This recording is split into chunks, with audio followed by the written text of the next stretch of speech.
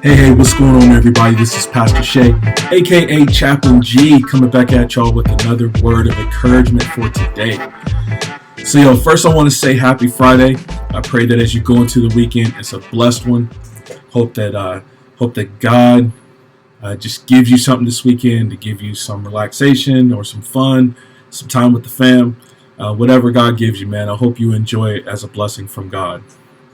But today I wanted to bring y'all a story, a little diddle about my man Zacchaeus. Now, there was a kid's song that my kids used to sing. It went, Zacchaeus was a wee little man, and a wee little man was he. And so I'm gonna read y'all the story about Zacchaeus, because I'm actually I dig who Zacchaeus is. I think I understand like some of his motivation. But I'll talk about that after I read this verse. This is Luke chapter 19. I'm going to pick it up in verse 1. Y'all check this out. It says, he entered Jericho and was passing through. And behold, there was a man named Zacchaeus. He was a chief tax collector and was rich. And he was seeking to see who Jesus was. But on account of the crowd, he could not, because he was small in stature. So he ran on ahead and climbed up into a sycamore tree to see him, for he was about to pass that way.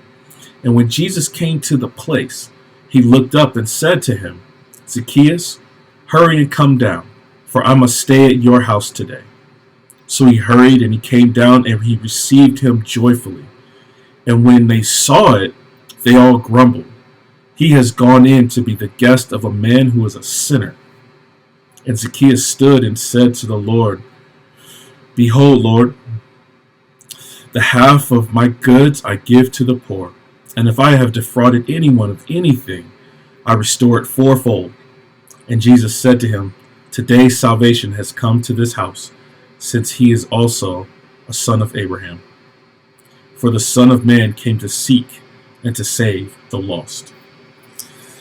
So Zacchaeus, he says he was a tax collector, right? And it wasn't like he worked at H&R Block or Tax Express or whatever have you, right? It wasn't that kind of tax collector. He didn't work for the IRS. He was essentially a person who, when the Romans set up rulership over Jerusalem, they enacted taxes upon them. So this was on top of what people would give to the temple. This was a Roman tax for like Roman protection kind of thing, right? Roman protection. And Zacchaeus was a local guy, but he worked for the Roman occupiers. And so what he would do was he would collect the taxes that the Roman government put on top of the people. But tax collectors during that time were known to be scammers. Like they were taking some off the top, but they were getting rich off the back of the people. So they would, if the Roman government charged this much, they would charge a little bit more so they could keep some for themselves, scheming some off the top. And so the people despised tax collectors. They thought they were like worse than an unbeliever. They were like the lowest of the lowest low. How could you betray your people and work for the occupiers and help them just enact tyranny on top of your people? How could you do that? What kind of person are you? And Zacchaeus, right, says he was small in stature, so he was vertically challenged, if you will. And I can understand some of his motivation. He probably grew up getting picked on and bullied by folks, and probably some of the same people that he was scheming off of were the bullies back in high school. It's like that old story, right? And so he's got a chip on his shoulder, probably. He's like Mr. Big Stuff now. He's rolling around town, and he's not only is he scheming, but he's getting rich off these folk. He's living lavish. And the people are watching, especially like the Pharisees, like the religiously pious people. They're like, no, you need to follow God, even though they weren't following God necessarily themselves. You need to follow God. They're getting hot. They're getting heated. And probably some of the people too, the people that they don't have any money, but Zacchaeus is rich. They can see his rich estate, and they're living in squalor off their back. He's eating off their plate. You know what I mean? And so people are mad. They're like, how could Jesus, who's supposed to be this great righteous teacher, how could he go into the house of a sinner like that? Because to sit down with somebody at their table was to receive them in fellowship. Like it was essentially a statement of like friendship. So how could he be friends with somebody who's acting like this, who's robbing his own people? But there was something about Jesus. There was something about what he came to do. He wasn't just a righteous teacher. He describes himself as the Son of Man.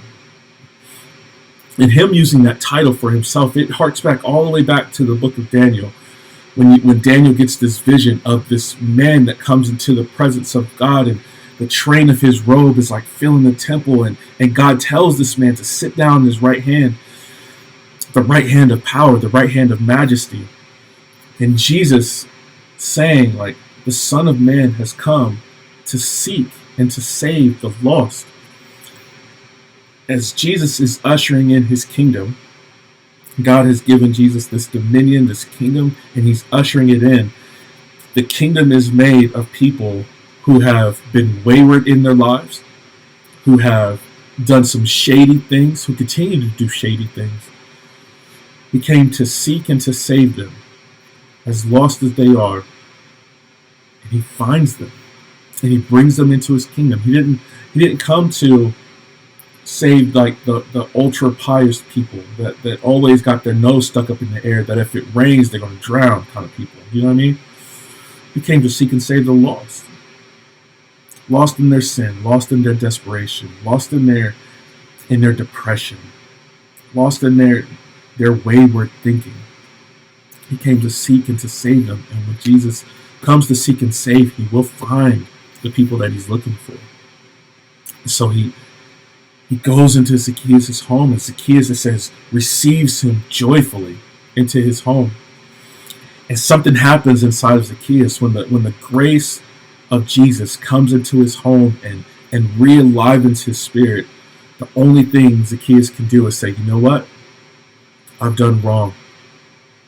And I've done so wrong that I am willing to pay back up to fourfold of the things that I stole. That's what happens when Jesus comes into the life of a person. You can't stay the same. You won't stay the same. God demands that you change. The way we are at the present moment, when Jesus captures us, when he comes into our homes, when he comes into our lives, so we're not able to stay the same. God is reworking us from the inside out. And we see that on display with Zacchaeus. And the same offer goes to you, man. Like when Jesus comes into a person's life, when the Lord Jesus has set his sights on a person to save and redeem them, they won't stay the same. They start to reflect the nature of Christ himself. It's Jesus that instigated that change in Zacchaeus, and it's Jesus that can instigate that change in you. If you got any questions about that, please hit me up in the email, man. I'd love to walk through it with you. Please make sure to like, share, subscribe, all that jazz, man. The more you interact with the content, the more YouTube will push it out to other people that need to hear it, man. Somebody needs to hear. Some schemer is out there right now that needs to hear the story of Zacchaeus and how Jesus can save their lives. And you can help facilitate that. So just like the material, watch it all the way to the end. Subscribe to the channel, turn on the notification bell so you know when I'm dropping all this stuff. But I love y'all, man. Hope y'all doing good. And until next time, grace and peace.